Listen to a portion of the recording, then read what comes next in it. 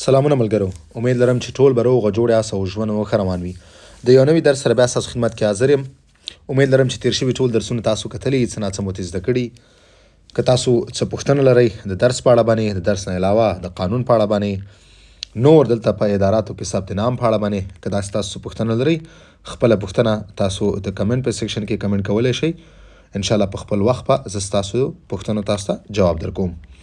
اوس راځو درس ته. درس کې ما نن یو درې ډېر مهم داسې لغات راخیستي دي چې هغه جمله سازۍ کې ډېر مهم رول لري او موږ ته ډېر زیات ضرورت دی د دې. نو یو ملګري پوښتنه هم کړې وه، نو ځکه مې دا درې اول تاسو ته راواخیستل. موږ سره د نن درې اول دی ا اکسن ګراو دو شي. نو دا درې موږ سره دي چې دا څه ته وایي. ټول ناول که تاسو آ باندې پاسه نشان ته وګورئ، دې ته ویلی کېږي اکسن ګراو. ا اکسن ګراو، اکسن ګراو. دا اکسن ګراو څه ته ویلی کېږي؟ دغه بعضې نشانونه تاسو لیدلي، علامات تاسو لیدلي. ورته یو بل علامت دی چې هغه چپه حالت کې دی. نو په دې به زه ځان ته بیا تاسو ته یو ویډیو جوړه کړم چې د دې څه معنا ده، تلفظ کې څه تغیرات راځي، څه دپاره موږ ته استفاده کوو. اوس که هغه طرف ته ځم نو دا درس پاتې کېږي، نو دې باندې به زه ځان ته تاسو ته یو ویډیو جوړه کړم. بل دی نو ا اکسن ګراو، په دې په اړه باندې موږ خبرې کوو. بل دو باندې به موږ خبرې کوو. دو ویلی کېږي په انګلیسي کې موږ وایي آف، ټو، فرام، بای، ود، دین، ایټ، آوټ آف. دې ټولو دپاره صحیح دی موږ د استعمالو. صحیح دی. دو مطلب هغه انګلیسي کې موږ وایي آف. صحیح دی. یا بای یا ټو، دې ټولو دپاره موږ د استعمالو. دغسې شی مطلب ویلی کېږي ان دپاره استعمالیږي. مای هاوس مطلب په کور کې هغه دپاره استعمالیږي. امانګ دپاره استعمالیږي. دا هغه درې ډېر مهم دي چې په جمله سازۍ کې موږ دې نه استفاده کولی شو. پښتو کې دې دپاره څه موږ وایو، دا لږ ډېره داسې مغلق خبره ده. نو دا تاسو بیا جمله کې تاسو پې اسانه پوهیږئ، ځکه ما هغه انګلیسي کې درته وویلې. تاسو کله دلته جملو ته راشئ، مثالونو ته راشئ او د دې په استعمال پوه شئ، نو بیا خپله ستاسو زده کېږي. ټول ناول دی ا اکسن ګراو څه دپاره استعمالیږي، دا کله کوم ځای کې موږ راولیو. ا اکسن ګراو اندیک لویل وو اونی. دا موږ ته هغه ځای ښیي، هغه ښار ښیي چې په کوم کې موږ یاستو، کوم کې موږ اوس یو. صحیح دی. اندیک لویل وو اونی چې په کوم ځای کې موږ یو. هغه ښار هغه ځای موږ ته ښیي چې په کوم ځای کې موږ اوس یو. هغه ښار یا هغه ځای. صحیح دی. لکه دا یو مثال دی، ژ سوی ا پاغي. زه په چیرې یم؟ ا پاغي، په پاریس کې یم. هر کله چې تاسو چاته وایي چې زه دې ځای کې یم، نو بیا موږ ا اکسن ګراو استعمالو. د دغه نوم نه، د دغه ځای نوم نه، دغه ښار نوم نه، د ښار نوم نه موږ مخکې دا استعمالو. مطلب که زه وایم چې زه اوس پاریس کې یم، ژ سوی ا پاغي. که زه وایم چې ژ سوی پاغي، نو دا مطلب شو چې زه پاریس یم. دا غلط دی. نو اوس ا اکسن ګراو کې ګوره دومره فرق راولي. ژ سوی ا پاغي یعنې زه په پاریس کې یم، یعنې اوس دغه کې دپاره موږ ا اکسن ګراو نه استفاده کوو. اوس به تاسو پوه شوي. کې، په، دې ټولو دپاره موږ ا اکسن ګراو استعمالو. لکه ژ سوی ا پاغي، که زه دا ا اکسن ګراو ته لرې کړم، ژ سوی پاغي کوم، نو مطلب دا خو دا شو چې زه پاریس یم.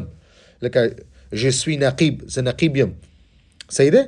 نو داسې که ژ سوی ا پاغي، که ته چاته وایي چې زه په پاریس کې یم، نو بیا به څه وایي؟ ژ سوی ا پاغي. ا اکسن ګراو به راوړئ.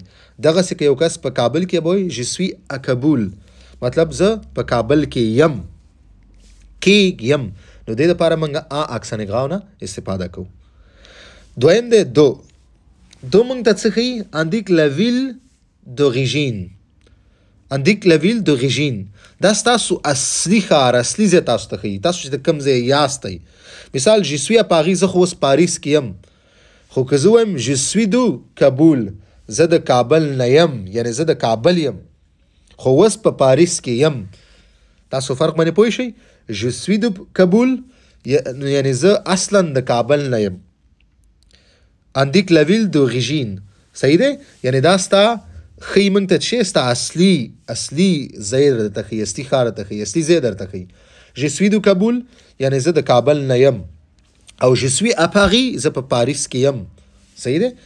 تاسو پوه شئ ا اکسن ګراو او د دو په فرق کې. دغسې شی څه د پاره استعمالیږي صحیح دی s'utilise avec les personnes دا څه د پاره استعمالي s'utilise avec les personnes مطلب موږ د اشخاصو سره استعمالو دي شی چې کوم دی لکه زه وایم je suis chez احمد زه د احمد په کور کې یم صحیح ده احمد په ځای کې یم احمد په کور کې یم احمد په ځای کې یم صحیح ده je suis chez des amis صحیح ده زه د ملګرو په کور کې صحیح ده je suis chez des amis زه د ملګرو په کور کې یم صحیح ده وبخښئ des amis صحیح ده دغسې که ویم je suis chez moi زه په خپل کور کې یم صحیح ده نو شی چې کوم دی دا موږ هر کله چې تاسو وایئ چې زه یم مطلب لکه څنګه چې ما په سر کې ویلی چې at the house of ته د چا په کور کې کله یې د خپل کور کې یا د چا په کور کې نو دې دپاره موږ څه استعمالو شی صحیح دی لکه je suis chez احمد زه د احمد په کور کې je suis chez des amis زه د ملګرو په کور کې des amis یعنې ډېر ملګري صحیح دی je suis chez moi زه په خپل کور کې نو دا accent grave دو شی دا درې دې دپاره استعمالیږي دغه فرق دی صحیح دی دغه دریو مختلفو مثالونو کې ما تاسو ته فرق راوستلی چې دا موږ څه دپاره استعمالو په کم ځای کې جمله کې استعمالو نو دا هغه فرق دی او دغه استعمال چې تاسو څنګه استعمالوئ صحیح ده لکه خاص کر accent grave او دو کې مطلب je suis à Paris زه په پاریس کې یم je suis de Kabul یعنی زه د کابل نه یم زه اصلي حالت اصلي وطن اصلي ځای چې کوم زما دی اصلي ښار چې کوم زما دی هغه کابل دی ولې je suis à Paris زه اوس په پاریس کې یم صحیح دی نو دا accent grave او دو کې فرق دی صحیح دی امید لرم تاسو پوه شوي که تاسو د ننني درس په اړه باندې څه پوښتنه لرئ خپله پوښتنه کمنټ کولی شئ درس همدومره و مننه ملګرو په مخه